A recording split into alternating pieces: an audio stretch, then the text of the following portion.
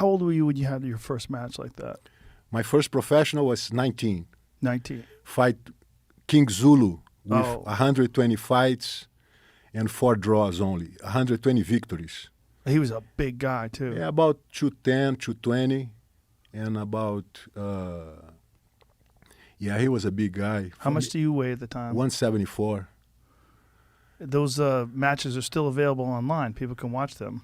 Yeah, It's pretty cool. I think so, yeah. Is it wild looking back at 19-year-old you fighting Zulu? Was maybe the biggest experience in my life, because at this point I felt like I was good, I was able to fight well, but I didn't have the experience. So and then one day I got home, I saw my father talking with his Zulu's manager in Brasilia, the capital. And the guy tried to invite somebody of my father team to fight Zulu.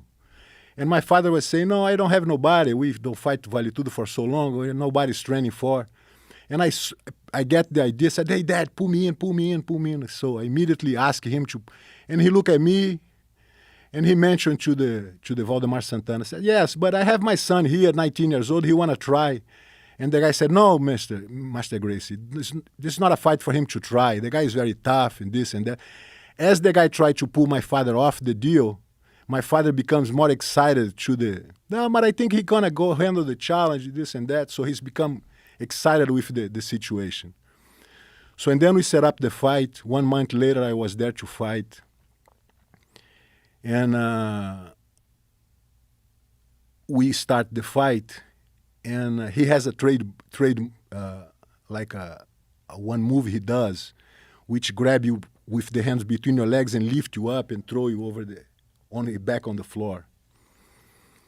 And as he approached that, I moved back, block his shoulders and hit him with the knee right on his face. It was the best knee I could possibly give in somebody.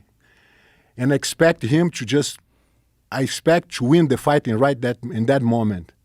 But he just shook, he stood up, lifted his head, shook, spit a tooth, and started back ready again to go, you know. And then I felt like it was really serious, and the thing was much serious than I expect.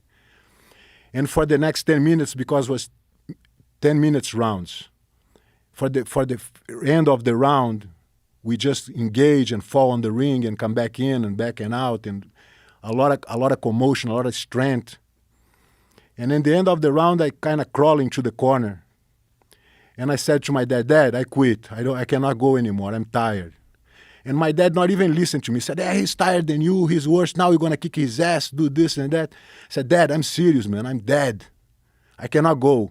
And then my brother Holtz threw me a bucket of ice and water in my head. I go, and then bing, the bell rings and I push in again. And like my dad said, I could beat the guy in 3 minutes because he was already tired, wasted too. So when I grabbed his back, he could not escape, and I put him to sleep. And then I confirmed my worst enemy was in my mind. My enemy was in my brain tell me I have to quit.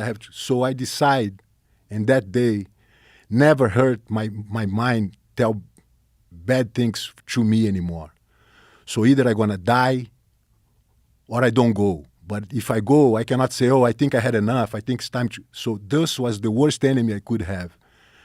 And from that day on, I decided to either go to putting everything on it or don't go at all. So it was easier for me because I would start to deal with one enemy only, not two enemies, my mind and my opponent.